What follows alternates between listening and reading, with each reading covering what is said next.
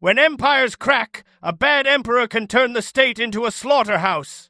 Nero is one name, more will follow. In 64 CE, Emperor Nero was 26 and Rome was burning. The fire tore through the city for days, blocks collapsed, smoke filled the streets. People lost their homes, their stores, and their families. As the flames died out, the blame did not. Rumors spread fast. Some people said Nero watched from a safe place. Others said he wanted the old city gone. Even if that was not proven, the anger was real, and it was aimed at the palace.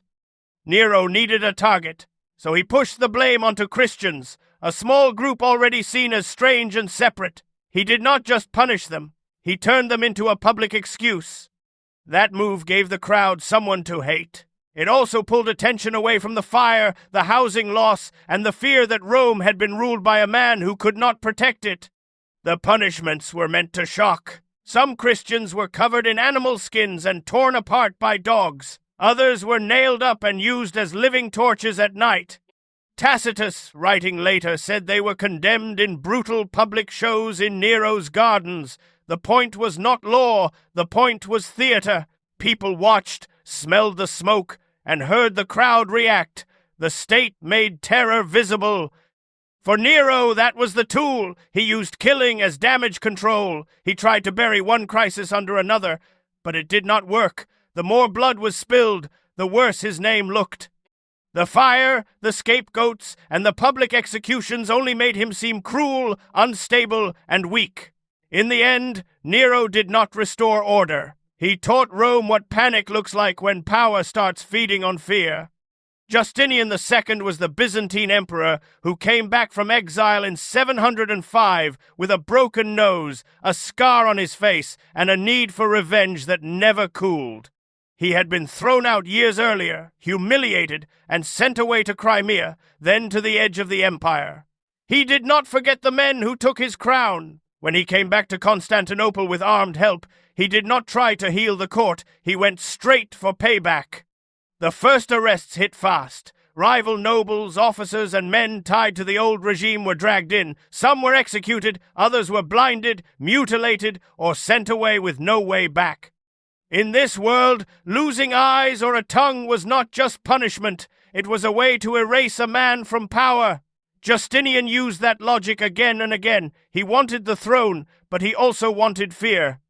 So the killings became policy. He searched out former enemies, settled old scores, and turned the palace into a trap. Anyone linked to his fall could be marked next. The message was simple. Loyalty would not save you, and silence would not save you either. For a short time, that terror held the capital in place, but it also showed how weak his rule really was. He was back on the throne, but he ruled like a man still trapped in exile. That is the dark pattern of a restored tyrant. The crown returns first, then the wounds start talking, and when revenge becomes the state's main tool, the empire is already learning how to break itself. The third case is Emperor Zhu Yuanzhang, the Hongwu Emperor of Ming China. He rose from a poor peasant family, joined a rebel army in the 1350s, and founded the Ming dynasty in 1368. That rise should have made him trust the men who helped him. It did the opposite. He had spent years watching commanders switch sides, officials lie, and rivals build private power. So once he wore the throne, he saw danger in almost every loyal face.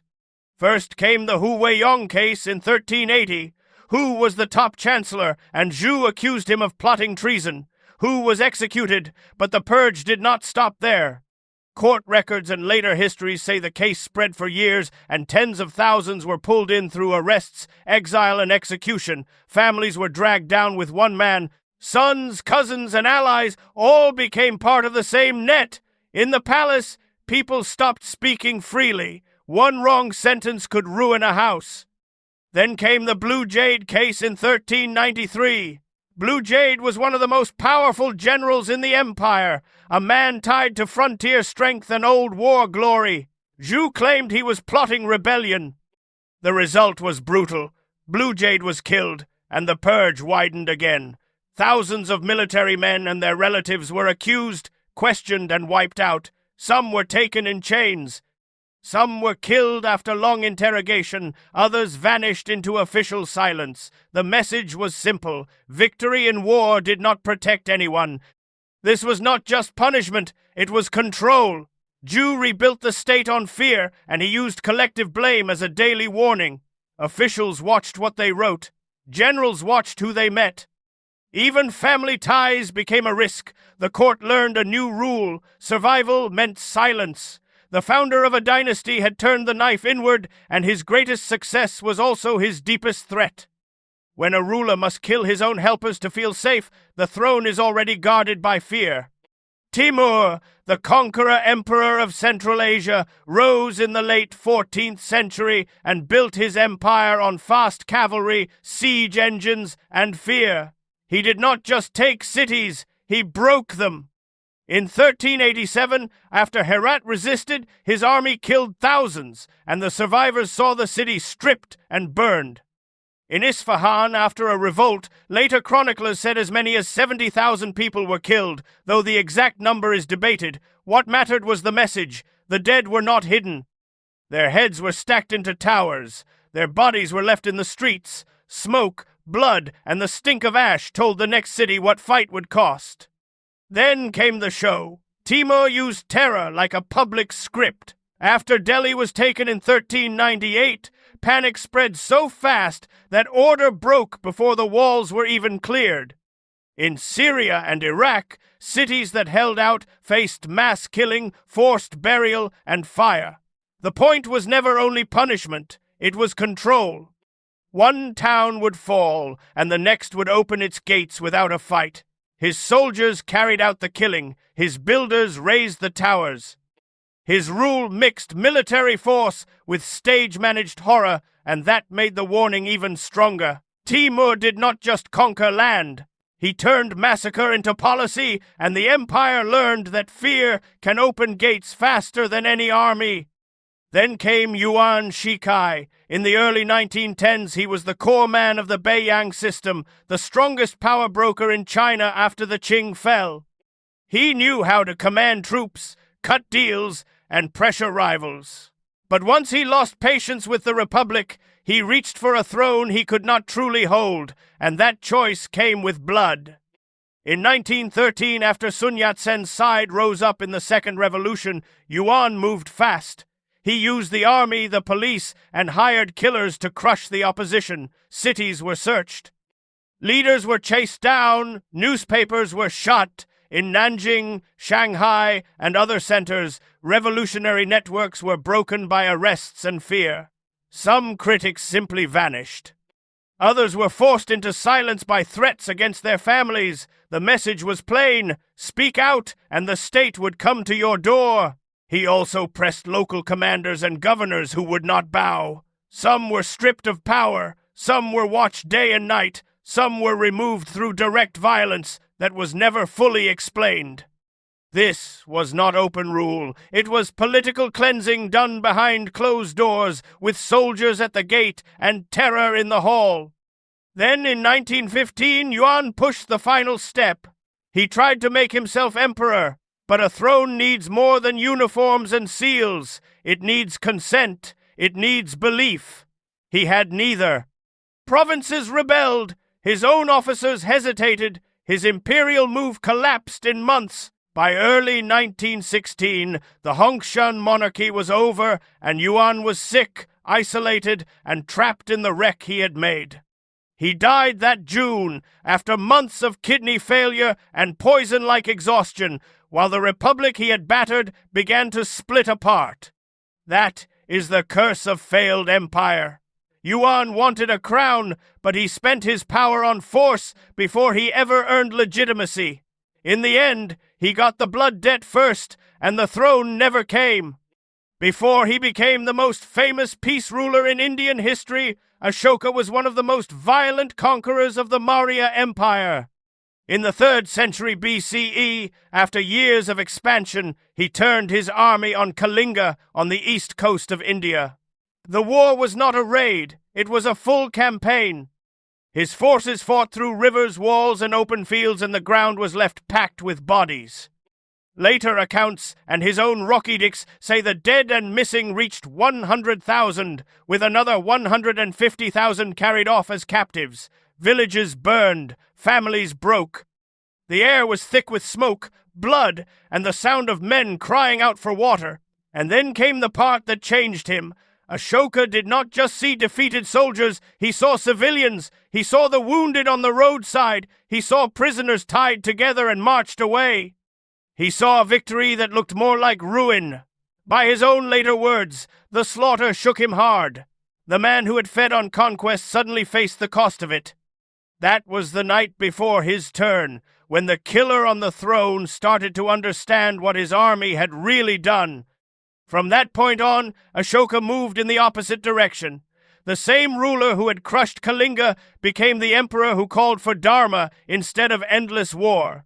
That is why his name still carries both images at once, the blood-soaked conqueror and the ruler who was shocked into remorse by the field he had made. Kalinga was not just a massacre, it was the line where a killing empire began to break. Massacre 7 is Leopold II of Belgium, the king who turned the Congo into his own private killing ground in the 1880s and 1890s. He was not an emperor by title, but his rule worked like one. In 1885, he took control of the Congo Free State as a personal colony, not a normal nation. Then he built a system around rubber. Villages were given quotas. Men were forced into the forests. If they missed the amount, the punishment came fast. Soldiers from the Force Publique used whips, hostages, and raids to keep people moving. The violence was not random, it was part of the job. Officers demanded proof of each bullet, so hands were cut off and shown as evidence. Some victims lost one hand, some lost both. Others were beaten with the chicotte, a rawhide whip that tore skin and muscle. By the next day, wounds could swell, rot, and lock the body in pain. Villages were burned when they resisted. Fields were destroyed. Families ran into the bush with no food, no roof, and no safe road back. The rubber trade kept growing, so did the body count. This was empire in a clean suit. Europe called it progress, but the profit came from fear, fire, and broken bodies. In the Congo, Leopold proved that a crown did not need an empire on paper to rule like a butcher. Emperor Yuan of Western Xia ruled in the early 1200s, when Mongol armies were already pressing hard on the frontier. By then, the state was tired. The grain stores were thin. The court was split into factions. Orders from the palace meant less and less on the ground. As the pressure grew, he turned inward and struck at his own people. Officials were purged. Families tied to rivals were pushed out. Whole districts were stripped for food, horses, and taxes that could no longer be paid. Within months, fear became the main tool of rule. Men were taken from the streets. Some were held as hostages. Others were dragged off after quick trials that ended in public killing. People fled the cities with carts, sacks, and children in their arms, but many were stopped at the gates and sent back into the same hunger they were trying to escape. Smoke hung over the walls, the sound of drums mixed with crying and the crack of broken doors. By the last years of the dynasty, the state was no longer holding together. It was tearing itself apart under siege, shortage, and panic. Yuan kept squeezing what was left from a dying land, and that only made the collapse faster. When the Mongols finally closed in, Western Xia had already been hollowed out from inside. Its final ruler did not save the realm. He helped empty it. That is the dark pattern of the last emperor. When the end is near, power often turns into its own last act of ruin. Power ran wild, then swallowed him. For the next case, follow along.